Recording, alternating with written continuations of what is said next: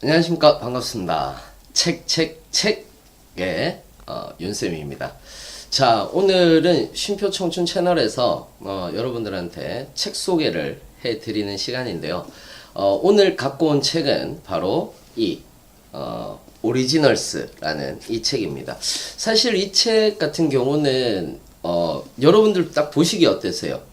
굉장히 예쁘잖아요. 이렇게 예쁘잖아요. 그래서 제가 이거를 보면서 이제 좀 끌린다. 그냥 제목도 끌리고, 근데 여기 딱 앞에서 이 말이 저를 끌었거든요. 그러니까 어떻게 순응하지 않은 사람들이 세상을 움직이는가 라고 이렇게 끌어서 이제 제가 책을 짓게 됐는데, 중요한 거는 첫 페이지 한 두 페이지 정도 쭉 읽다가, 제가 책을 좀 놓는 경우가 없는데 몇 장 정도 읽다가 제가 좀 덮어뒀던 책이에요. 이 덮어뒀던 책 이유가 뭐냐 하면은, 처음에 얘기가 이 얘기거든요.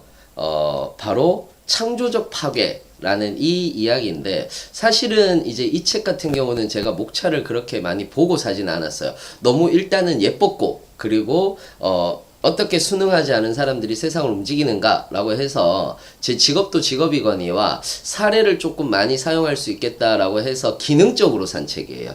문득 다시 내가 책을 안 읽은 적이 없었는데 라고 이렇게 생각을 해서 여러분들한테 다시 이 책을 한번 잡고 쭉 끝까지 읽기 시작을 했습니다. 그랬더니 꽤나 괜찮은 책이더라고요. 그래서 여러분들한테 소개를 시켜드려도 되겠다라고 해서 좀 자신있게 들고 나왔습니다. 여기에서 오리지널이라는 뜻 자체는 뭐냐 하면은 창의성에 대한 얘기거든요. 그래서 전체의 책 컨셉은 우리는 어떻게 창의성을 길러낼 수 있는가, 또는 창의적인 사람은 어떻게 될 수 있는가에 대한 그런 이야기입니다. 여기에서 이제 좀 마음에 안 드는 부분들도 몇 번 있었어요. 그런데 좋은 이유 중에 하나는 뭐냐면, 이 책을 쓴 애덤 그랜트라는 사람은 심리학자고요. 그리고 이 심리학자이다 보니까 조금 더 사례들이 많습니다. 사례 연구가 굉장히 많다라고 이렇게 생각을 하시면 될 것 같아요. 그래서 사례 연구가 많고 해서 여러분들한테 이야기를 드렸습니다. 그래서 첫 장은 좀 식상할 수 있는데, 사실은 첫 장에서부터 제가 조금 뒤통수를 맞았다라고 이렇게 생각을 할 수가 있을 것 같아요. 자, 그러면 지금부터 책 소개 이야기를 해 드릴 테니까, 만약에 이 책을 한 번쯤 내가 읽고 싶다라고 하시는 분들은 뒤로 가기 버튼을 눌러주시고요. 스포일러 있습니다. 그래서 뒤로 가기 버튼 눌러주시고, 책을 읽고 난 뒤에 여러분들하고 저하고 한번 같이 대화를 해보는 형식으로 했으면 좋겠습니다. 자, 이 책의 구성은 총 8장으로 되어 있습니다. 1장부터 8장까지 쭉 되어 있는데, 사실은 5장 정도까지가 이제 여러분들이 개인이 읽으면 좋은 글들이고요. 그 다음에 6장부터 시작해서 8장까지, 또는 5장도 한 반반 정도로 나누어져요. 그래서 5장에서 8장까지 정도는 이거 기업을 운영하는 사람들이 읽으면, 또는 리더가 읽으면 좋겠다라고 하는 그 부분들이 많았습니다. 자, 일단 창조적 파괴라고 하는 이 부분 자체는 그 순리를 거스르는 일이다라고 얘기를 해서, 우리가 흔히들 알고 있는 창조적 파괴, 즉 창조하기 위해서는 무엇인가를 파괴해야 된다라고 이렇게 얘기를 하고 있는데, 사실은 그렇지 않습니다. 오히려 여기에서는 어떤 얘기를 제일 많이 하고 있느냐 하면은, 현상에서 의문을 풀어라. 이거는 누구나 할 수 있는 말이죠. 즉 낯설게 봐라라고 이렇게 얘기를 하는 거예요. 그런데 이 낯설게 보기라고 얘기를 하는 이 부분 자체에서 좀 주목을 하고 있는 부분 중에 하나는 뭐냐 하면은, 현상의 의문을 품는데 그 중에서 어떤 얘기를 하고 있는 거냐면은, 제가 이제 감동을 받은 부분들이 있습니다. 감동을 받은 부분들이 뭐냐 하면은 이 부분입니다. 늘 봐온 익숙한 것이지만 그것은 새로운 시각으로 바라봄으로써 기존의 문제를 새로운 방식으로 해결함을 뜻한다. 그러니까 여기에서 창조성이다라고 얘기를 하는 것은, 기존에 어떤 문제가 부딪혔을 때 그 문제를 해결하는 과정에서 조금 더 달리 볼 수 있는 것, 즉 낯설게 볼 수 있는 능력이 있는가라는 그 얘기를 하고 있습니다. 그런데 자, 여기서 중요한 부분 중에 하나가 있는 거죠. 뭐냐 하면은 어떻게 하면 성공을 할 수 있는가 라는 거예요. 여기에서 이 얘기를 하고 있습니다. 위험하다라고 해서 반드시 좋은 것은 아니다라는 것이에요. 그러니까 우리는 대부분 창조성이다라고 얘기를 하거나 창조적이다라고 얘기를 하면은 위험이라고 하는 것을 무릅쓰고 가야 된다라고 이렇게 얘기를 합니다. 그런데 여기서는 오히려 반대로 얘기를 합니다. 오히려 성공한 사람들, 독창성으로 성공한 사람들 같은 경우는 오히려 그 위험을 많이 무릅쓰지 않았다라는 거죠. 즉, 다른 일을 하면서도 충분히 창의적인 생각을 할 수가 있다라고 이렇게 이야기를 하고 있습니다. 그리고 그러한 아이디어를 얻으려면 반드시 내가 본업 이외에도 취미생활이라든지 예술적인 취미생활을 좀 가지는 것이 오히려 문제 해결을 하는 데 도움이 된다라고 이렇게 이야기를 하고 있기도 합니다. 2장으로 가면 더 재밌어요. 2장에서는 눈먼 열정에서 벗어나기라고 이렇게 얘기를 하는데 어떤 얘기를 많이 하느냐면 뭐 에디슨의 얘기라든지 아인슈타인의 얘기라든지 이런 얘기들을 굉장히 많이 하면서 우리가 기억하고 있는 아인슈타인은 그냥 상대성 이론밖에 없습니다. 하지만 그것이 중요한 것이 아니다라고 얘기를 합니다. 여기에서 제목이 굉장히 재밌는 제목이 하나가 있는데요. 왕자를 찾을 때까지 개구리의 입맞춤하기라고 이렇게 이야기를 하고 있습니다.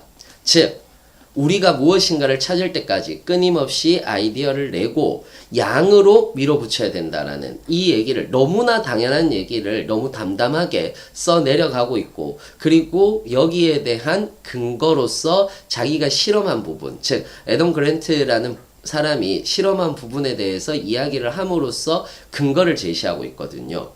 여기 2장에서 또 주목해 봐야 될 부분 중에 하나는 바로 스티브 잡스에 대한 얘기입니다. 세그웨이를 스티브 잡스가 처음 보고 나서 스티브 잡스가 오판을 했답니다. 내 모든 전 재산을 털어서라도 여기에 투자를 하고 싶다라고 이렇게 얘기를 했는데 사실 세그웨이는 그냥 마니아층들만 타는 지금으로서는 마니아층들만 타는 그런 것이 되었죠. 그러니까 직관을 믿지 말고 결코 내가 한번 성공했다라고 해서 방심하지 말라. 라고 이렇게 얘기를 하고 있습니다. 이건 굉장히 큰 교훈을 주는 것 같습니다. 그러니까 어떤 한 대박을 친 영화들도요. 그 감독들을 따라가다 보면 굉장히 무명인 시절들도 굉장히 많았었잖아요. 그리고 역시 마찬가지로 계속해서 꾸준히 무엇인가를 하다 보면 어떤 한 부분에서 분명히 터진다. 라고 이렇게 이야기를 하고도 있는 부분입니다. 그래서 이 책을 읽으면서 저는 결심했죠. 이 유튜브를 계속 하리라. 이런 식으로 결심을 했습니다. 그래서 꾸준히 올렸을 때 뭔가 터지지 않겠습니까? 그래서 여러분들의 많은 관심을 받기를 원합니다. 그리고 3장 같은 경우가 제 머릿속을 확 끌어당겼습니다. 뭐냐 하면은 바로 낯설면 거부감을 느낀다라는 이 부분입니다. 우리는 대부분 독창성이 있다라고 얘기를 하면은 낯설다라고 이렇게 얘기를 하는 경우들이 많습니다. 하지만 오히려 낯설면 거부감을 느낀다라고 얘기를 합니다. 그래서 반드시 낯선 것에 대중성이 있는 것을 입혀야 한다라고 이렇게 얘기를 하고 있는데요. 이건 어디에서도 같이 나오느냐 하면은 바로 최적의 균형점과 트로이 목마라고 얘기를 하는 5장 부분에 있습니다. 그러니까 5장에서 어떤 얘기를 하느냐면 라이언 킹 얘기를 합니다. 오히려 정글이 나왔을 때 그때 당시에 디즈니는 밤비라는 캐릭터가 분명하게 있었기 때문에 왜 밤비로 하지 않았는가라는 의문을 뒀었거든요. 그런데 이때 당시에 라이언킹 그냥 사자로 하자라고 이렇게 얘기를 하면서 사람들하고는 같이 토론을 했다라고 이렇게 얘기를 합니다.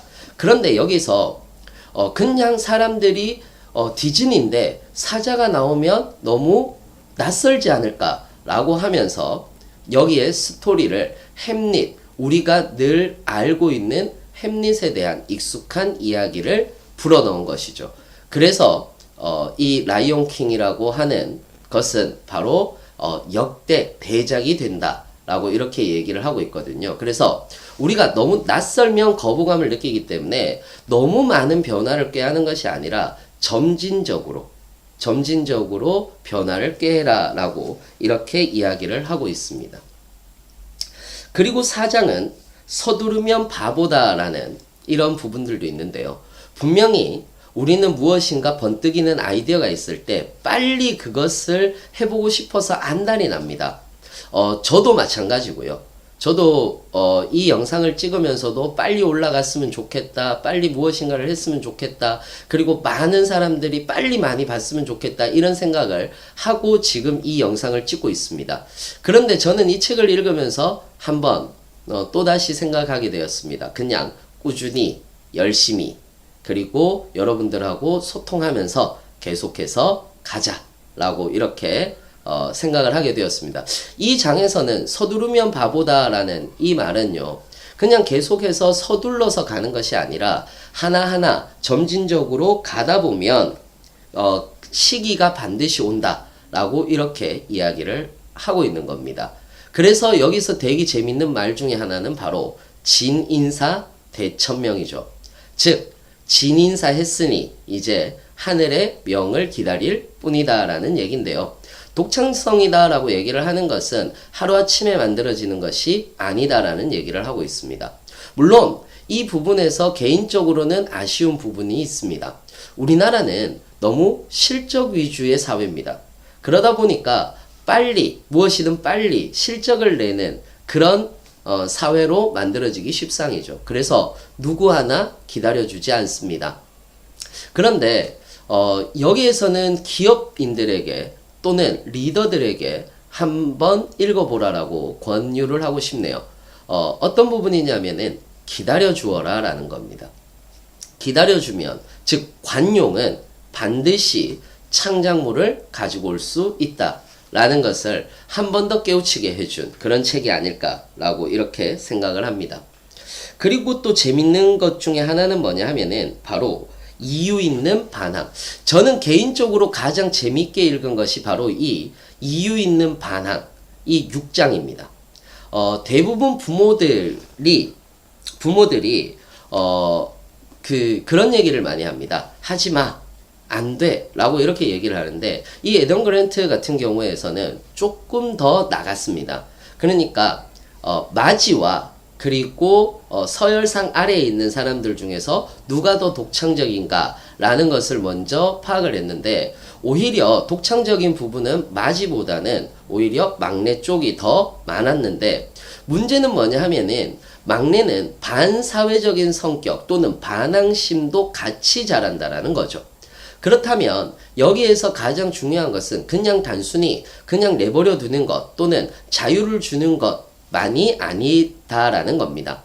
그래서 오히려 부모에게서는 또는 본인의 주변에서는 어떤 이야기를 해주어야 독창성이 길러지느냐면 바로 이것에 대해서 설명해 주어야 되고 이유를 물어야 된다라는 이야기를 하고 있습니다. 즉 이것을 왜 하고 싶니? 그리고 무엇 때문에 하고 싶니? 라는 이야기들 또는 이것을 왜 하면 안 되는지에 대한 설명을 덧붙여야 아이들이 알아듣는다. 그리고 그때부터 윤리적이고도 독창적으로 변한다라고 이렇게 이야기를 하고 있습니다. 한 번쯤 40대가 된 저로서는 한 번쯤 귀를 기울여서 보아야 되는 그런 장이 아닌가라고 생각을 해서 여러분들한테도 소개를 시켜드렸습니다. 그런데 저는 이 마지막 부분에서 너무 재밌게 읽었어요. 너무 재밌게 읽었는데 이 마지막 부분에서 저는 실망을 했습니다. 어떤 부분이 실망을 했느냐면요. 바로 이 부분입니다.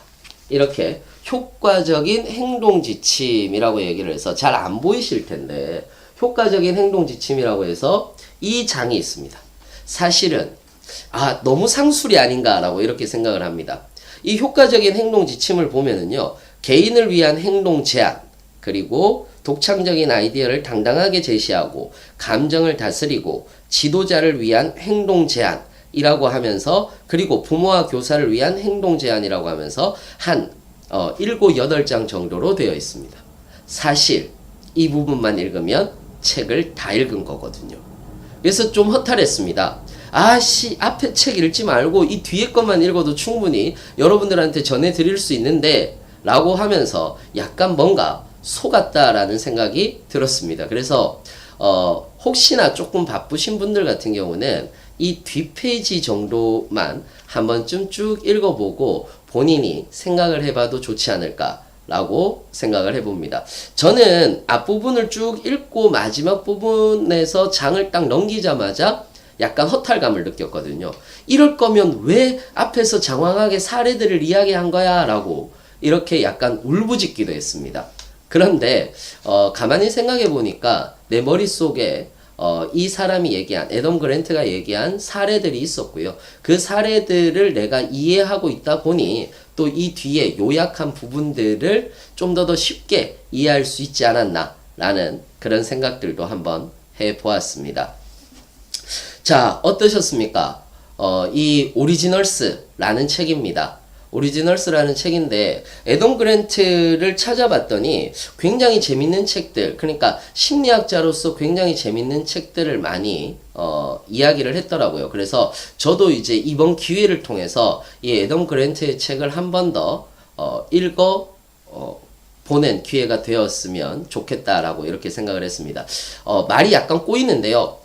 저도 이제 애덤 그랜트의 책 같은 경우는 어떻게 평을 할 수 있겠느냐 하면은요. 자기 개발서보다는 조금 더 깊이 있고, 그리고 학문적으로 보다는 좀 더 대중성 있는 책이다 라고 한마디로 이야기를 할 수 있겠네요.